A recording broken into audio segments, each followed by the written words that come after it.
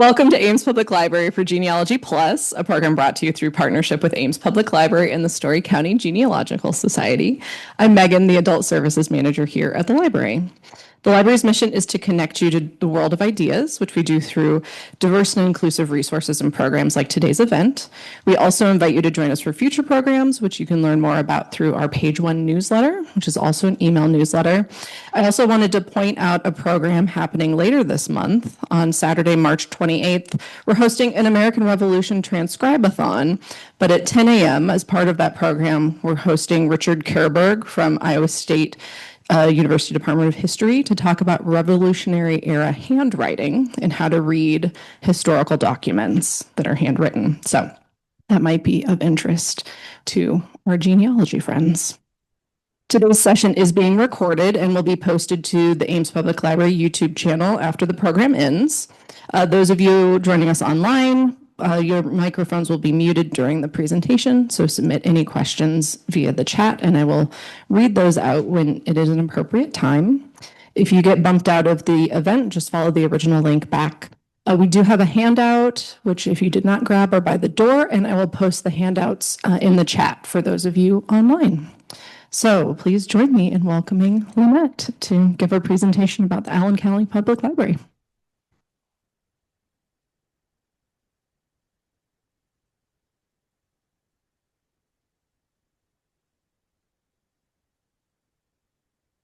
Thank you, and good morning. Good morning. Before I start, I want to know how many of you have been to the Allen County Library in Fort Wayne, Indiana? Okay, this is wonderful. Well, I ended up in Fort Wayne last August because it's 35 miles from where one of my daughters and her family live. My husband, Paul Lastly, and I had a day on our own because my daughter and son-in-law both had to work. The kids were in school. And so we decided we'd just spend a day in Fort Wayne. So here's some interesting information about Fort Wayne. You can see it's close to the Ohio border, close to the Michigan border. Second most populous city in Indiana after Indianapolis. Population a little larger than Des Moines, although we found it just pretty darn easy to get around in Fort Wayne and figure it out. And you know, you got a day's drive, about 500 miles from Ames. And Paul selected our first stop. Does anybody know what this is?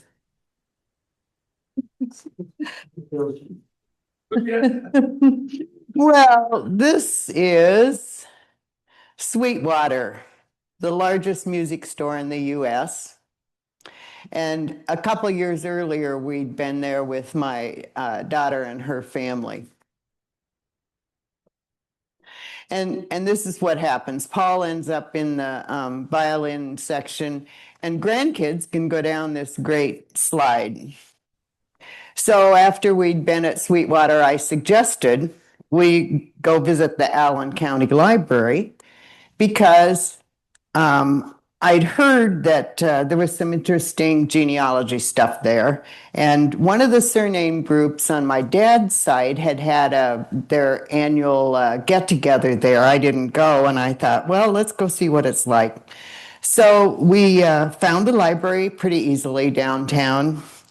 We parked and we walked in we had nothing. We had no computers. We had no pads of paper. Paul had borrowed a pen.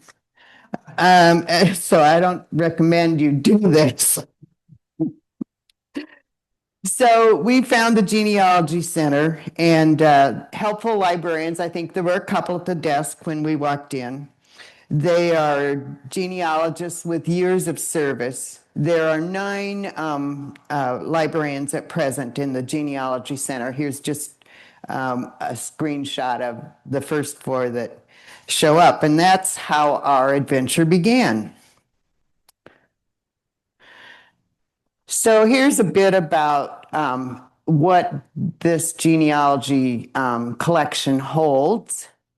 And, a lot of it's pretty predictable, a lot of census records, city directories, access to a lot of online databases. So it's the largest public library genealogy collection in the country. And it's also a destination for the online resources. What is now known as the Genealogy Center opened in January 1961, and the collection predates that. As early as 1903, the Mary Penrose Wayne chapter of the National Society of the Daughters of the American Revolution wanted library shelf space for their lineage books and other historical works. And then during the Great Depression, library administrators roamed used bookstores throughout the Midwest, and they brought back books and periodicals of a local history nature that, with the DAR books, became the core of this genealogy collection. The library director, Fred J. Reynolds, at the time, was instrumental in the growth of this collection from the DAR books to more than 100,000 volumes by the time he retired. And ironically, Reynolds was not a genealogist, but he just saw the value in the study of family history. Some of his methods of expanding the collection were unorthodox, such as trading duplicate materials with other libraries and photocopying partnerships. He died in 1995, and here's some of his obituary from the Fort Wayne News Sentinel. He began his career with the library in 1939 as a bookmobile driver. Later, he became assistant librarian in 1941 and head librarian in 1959. He retired in 1979. This is his obituary, which I find really interesting. His pet project began as a wheeler-dealer project, which developed into the major collection. The department received a donation of 400 volumes from the DAR. Afterwards, Reynolds began buying books from area libraries on local town, county, and regional histories.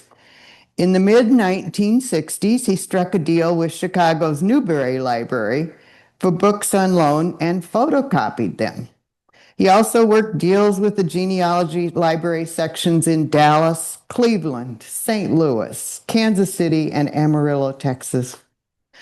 A photocopy machine in the library was turned into a mini industry in the summer of 1968 when he assigned one of his staff to copy death, birth, marriage records, old wills, as well as those Newberry Library holdings.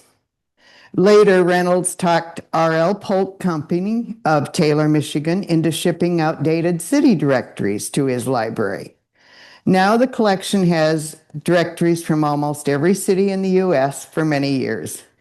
By that time, the Newberry copies had reached 25,000 volumes. Reynolds then began printing a copy of family histories for local genealogists if he could keep a second copy for the library. Later, he worked deals with the Mormon Church in Salt Lake City, the Library of Congress, local funeral homes, cemeteries, and churches. So you have a layout of this as a handout. And Paul and I enter here and talk to librarians a moment to try to figure out what we are in for. And so we started, this was the most intriguing to us. Family history, surnames, A to BL, then you go up in here and they go around, and then these huge stacks in here are all family histories by surnames. So Paul and I went our separate ways. What I did was I stood there, or maybe I even wrote down, I know, what are my, like back to great-great-grandparents, what are the surnames I should be looking for? And so we worked a while in that area. And the librarians, every once in a while check on you and, would, point out like here are carts they want you to use. They want you to, if you pull stuff off their shelves, they want you to put it on the cart. Don't reshelve it. Very good about telling you where to leave things. So they had encouraged us to also go over into this section. Maybe I'm losing. Clear over here, the states.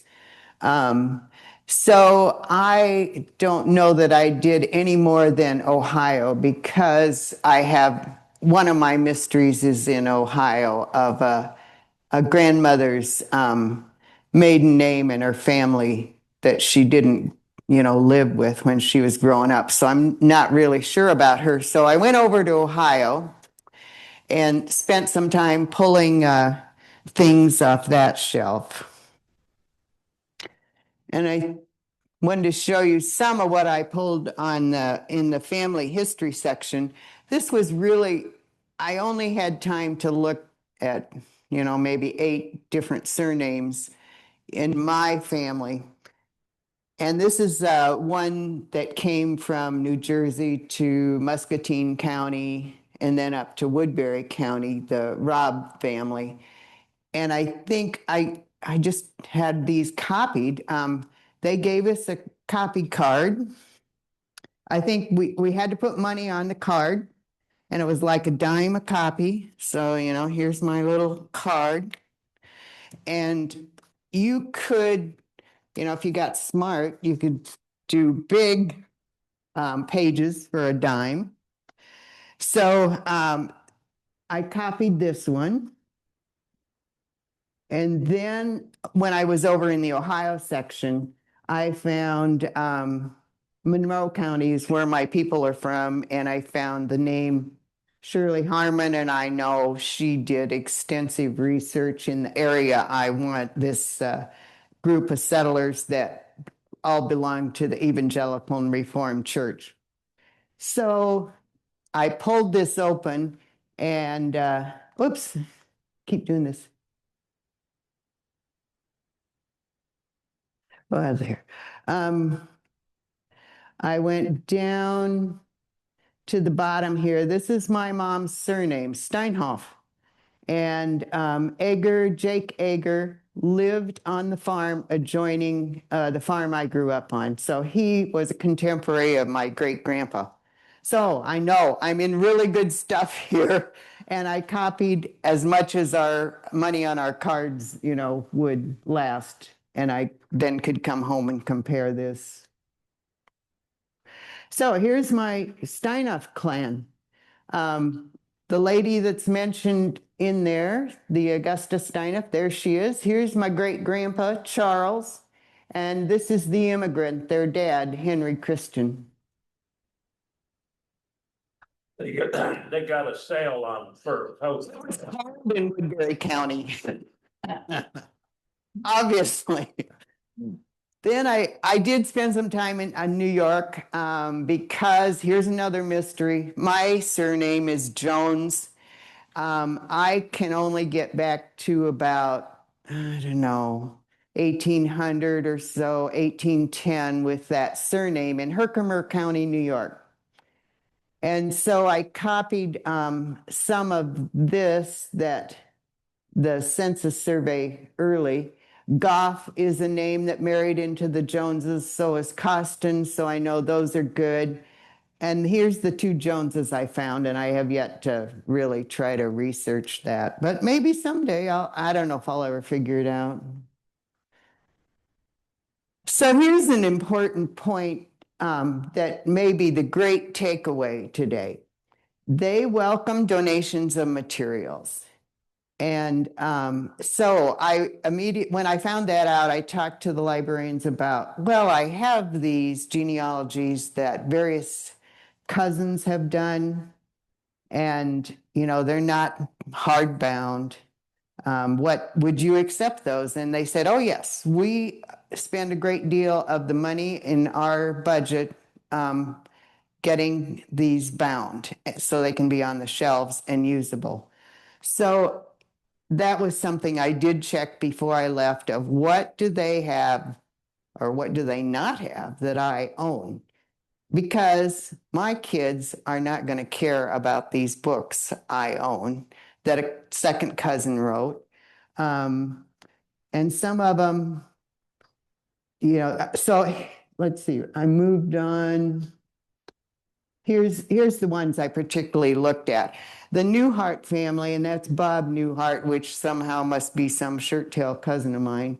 They had 5 copies of that book, so they don't need my copy. But these other 2 that I brought in today, you can look at. This is a second cousin that had no children, and she spent incredible amount of her retirement years doing research and putting together genealogy books. And she would just send them to me from North Carolina, where she lived.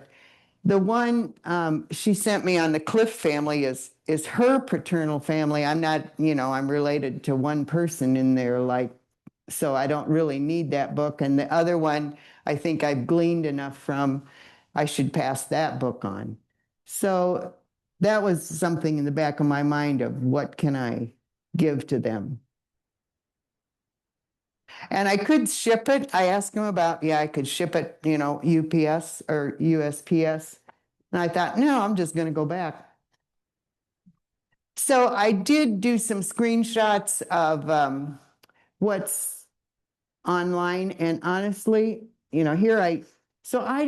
Spicer is my married name. I didn't have time to look at any of the Spicer stuff while I was there. So I kind of threw that in here to see what, I'm not an expert at all on their online stuff, but I encourage you to look at it. All kinds of resources. They're very proud of this periodical source index that they produce. And so that would probably be something really worthwhile looking at. And then you can subscribe to this free little newsletter or news blurbs, you would get an email. And they have all kinds of webinars. So I did set through one of them. Let me tell you, it was like way up here, high level, I thought, it was on tracking some Irish ancestors. And it was like maybe 30 minutes long. So, they have 400 and some videos you can watch if you go to their YouTube channel. And they do give you tips on how to prepare to go visit. So this would be a great plan.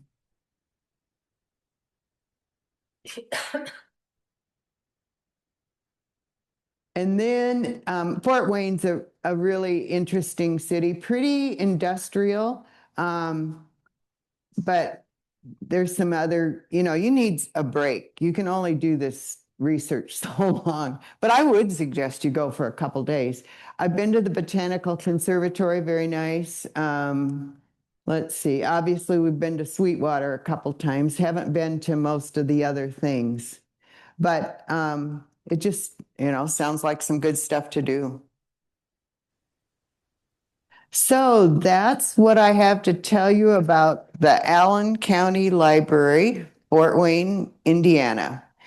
And I would welcome questions I may or may not be able to answer.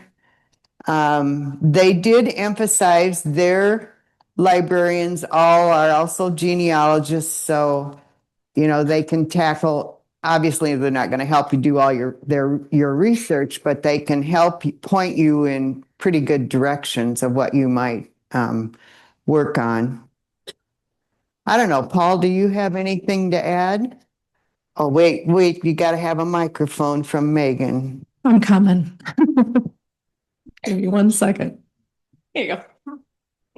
Well, as a non-genealogist, I just was there, but I just found it fascinating.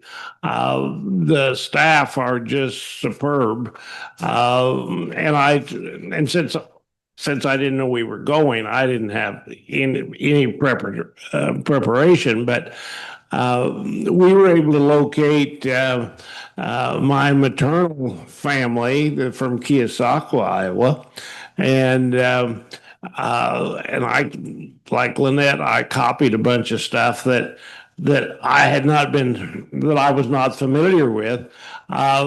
One funny story is that I discovered that my grandfather married my mother, and and obviously that's not true. I don't think. And so I took it to the librarian. I mean, I found this. I said, "This is my grandfather, and this is my mother," and I know these line up, but they never got married, even though they were from Keosauqua, and so we laughed about it. I said, "So I found this error, and what should I do with it?" And she said, "We don't like people to edit the documents that are here."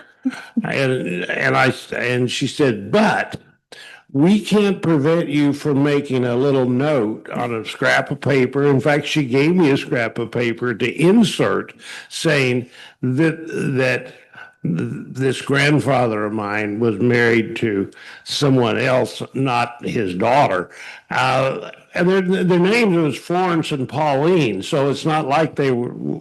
So I don't know how that mistake got, but they were very helpful, and I actually look forward to going back, being prepared this next time around. But yeah, I would encourage you if you get a chance. The other thing that I I actually spent more of my time interviewing the genealogy staff, and and so I said, tell me how you differ from the Mormon genealogical in Salt Lake City. And she said, well, there's a kind of a ranking professionally, and while they're ranked number one, the reality is that we like to think that we are actually superior to them because we have professional staff, and the Mormons rely on missionaries. And she said they, about every 2 years, there's a complete turnover of their staff. And she said, but we're able with their foundation and fundraising to have, I don't know, is there like 12 or 15? 9, I think. 9. And she was very candid. She says, they're great and we work together. They share a lot of information. So I would encourage you to if you're ever in Indiana, to stop by. Thank you. And I would just add, as a librarian, the Allen County Public Library is revered for their genealogy collection. I think I learned about it initially from my colleague Martha, who's the genealogy librarian in Omaha. She has had nothing but good things to say about them. We can sometimes borrow materials from them. And by that, I mean they'll make us copies of things and send it. So if you can't get out to their library, they do have some forms on their website that you can fill out, and we can help you figure out how to get materials from them, either through interlibrary loan or, like I said, by then sending copies. So I just wonder if you would put the slide back on what to do before you go. Sure. great suggestion. Oh, did I go past it? Yeah.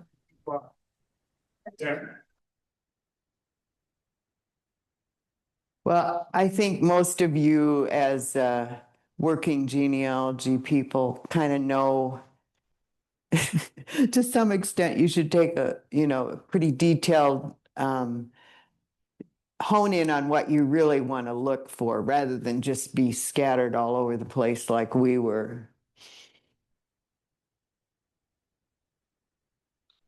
One day be constant, so you can be able to constant. Absolutely. It was just, I mean, we were there maybe, well, the problem was we went in at like 9 o'clock or something, and then we got hungry by 2 o'clock or something. So that's how long we maybe spent 3, 4 hours.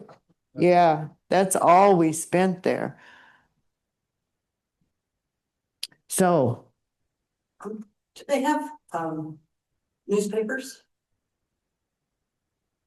I don't know. I don't know either.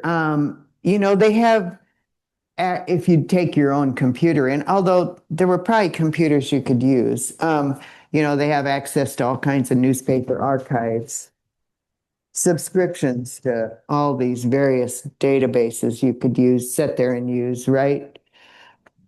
I'm looking at my genealogy library over here from the Family Search Center.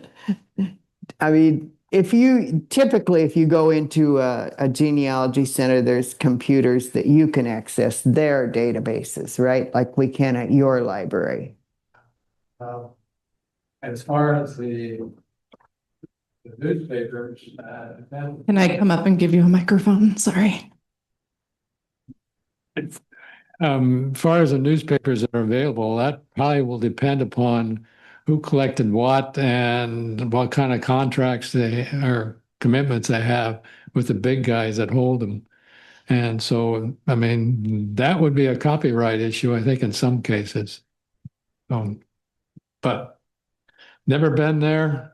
It's interesting, but I'm trying to look on their website to see what they say they have access to. And there are a number of probably dozens of databases that you can access there. They do have newspapers.com and a newspaper archive. So I'm not seeing a direct listing of newspapers they have access to, but I mean, even newspapers.com is. And I'm not so sure if once you went into some of their state resources, maybe, I don't know, if you would find something in those.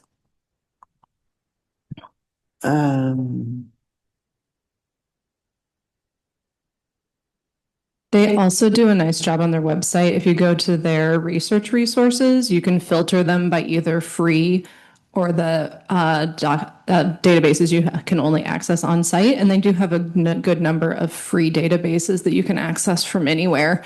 So that might be worth taking a look at. Absolutely.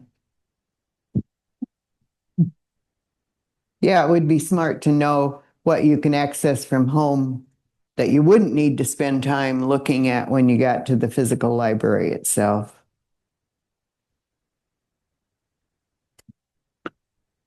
Any other questions or comments? Yeah. What are you glad you copied? Oh, what am I glad? Well, honestly, everything that I copied because I know I came home and looked through the Rob material and I had picked up most all of that, from others online. The church thing, I think I've only gone partly through. I have all the church records from my home church, German City, Iowa, up in Woodbury County.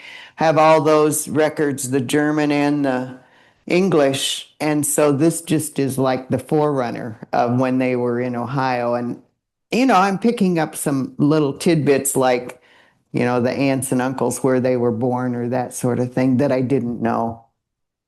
I guess I'm a person that likes the physical things, that I can go back to.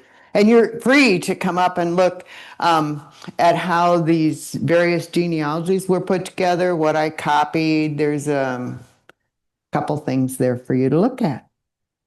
Yeah. Oh, hold on one sec. Let me bring the mic. Oh, I just was gonna ask, on the planning, do you recommend like a phone call to the library to say when you're coming and who might be your interest, who might be the best person to talk to? I don't know. We might go to Paul. You might bring the mic up to Paul. He talked to the librarians more than I did. Well, I did ask him about that because I'm at such an elementary level.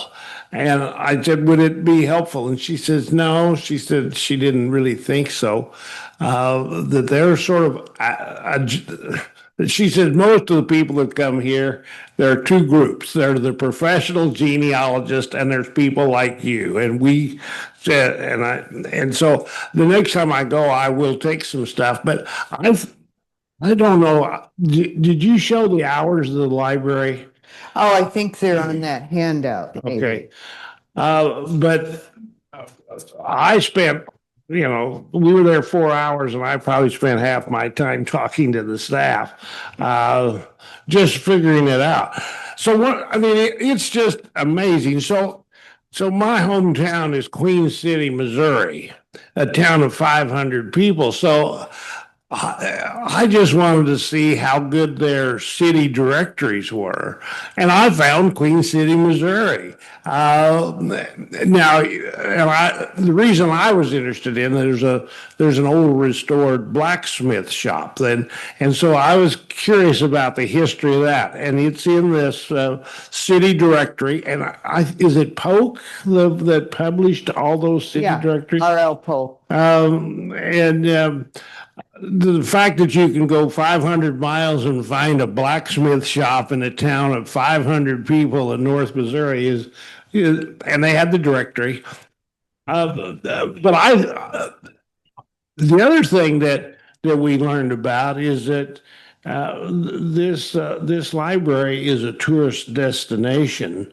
They bring people in from all over the country, tour buses, and so they obviously have made this library part of the economic development of Fort Wayne, and I'm not sure how all the financing gets put together, but it's you could spend a week there and only touch a part of it. So It is a big physical library. There's underground parking. And I head back on that one. There's some Civil War section with a lot of letters, I think. Well, we didn't have time to do that one.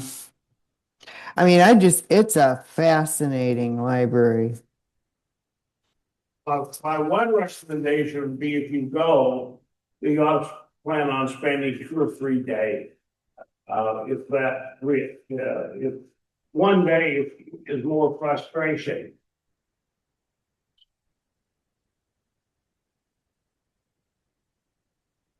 Okay, wonderful. All Thank right. you so much, Lynette. Thank you all for coming, and, go watch a webinar and check out their site and think about visiting. Summer's coming. Yeah, easier to road trip. Right. I hope y'all can join us next month, April 15th for Genealogy Plus. The subject is the disappearance of German Americans with Dr. Jeremy Best.